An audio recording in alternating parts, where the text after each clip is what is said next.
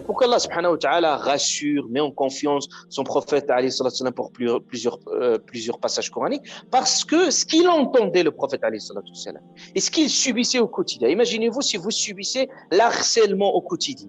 Donc vous entendez toujours les gens qui disent du mensonge. Et parfois, c'est pas de la vérité, ils disent du mensonge. Il invente des choses à ton propos. Et tu sais que tu es loin de ce que les gens pensent de toi. Et parfois, tu portes un message de paix, de sérénité, tu veux le bien pour les autres. Et pour autant, les gens, ils ont déformé ton message et ils l'ont dénaturé, ils l'ont déformé. Et cette ambiance morose fait que ça vous blesse.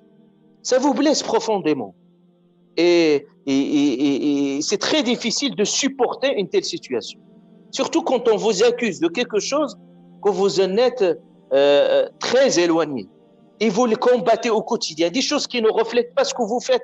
Et c'est ainsi qu'Allah subhanahu wa ta'ala nous parlait exactement le prophète alayhi salatu wassalam, comment il vivait psychologiquement cette situation. Quand quelque chose qui vous frustre et quelque chose qui vous met mal à l'aise, Allah ta'ala il dit yadiqu sadruk bima yaqulun, de ce qu'ils disent.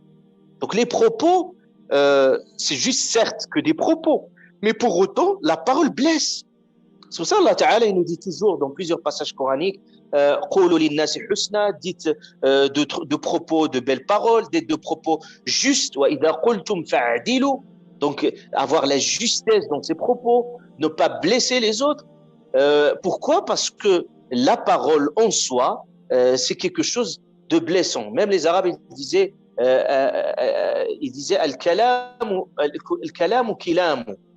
Il dit kalam ou kilamu, c'est-à-dire il disait que la parole en soi, kilam, c'est quelque chose qui laisse ses traces, qui laisse ses empreintes sur l'être humain. C'est pour ça qu'il dit jirahatu sinani laha iltiamu wa la yaltaimu ma jaraha al-lisanu. Ils disaient, les Arabes, c'était pourquoi ils disaient en fait le sinan, c'est-à-dire l'épée, quand il vous blesse, alors à ce moment vous pouvez donc à travers le temps, cette paille en fait, il peut se cicatriser. Mais il disait la yaltaimu ma jaraha al-lisan. Il dit en fait, c'est très difficile de cicatriser ce qui vous blesse en termes de paroles, et surtout des paroles qui sont injustes.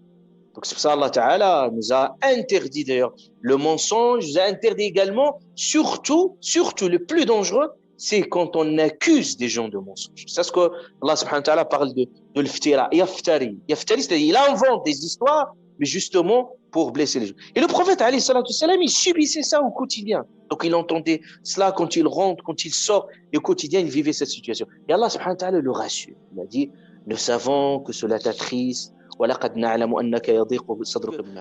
il y a des gens qui peuvent blesser et puis ils s'endorment tranquillement. Voilà, il blesse, il fait même pas attention aux sentiments des gens. Alors il peut parler comme ça dans la négligence et puis il est insensible. Voilà. Mais il y a d'autres personnes, parce que c'est votre sensibilité, c'est un bon signe. Donc si quelqu'un, les prophètes étaient sensibles, ils avaient cette sensibilité qui leur permet quand même dans cette situation-là, de se poser des questions.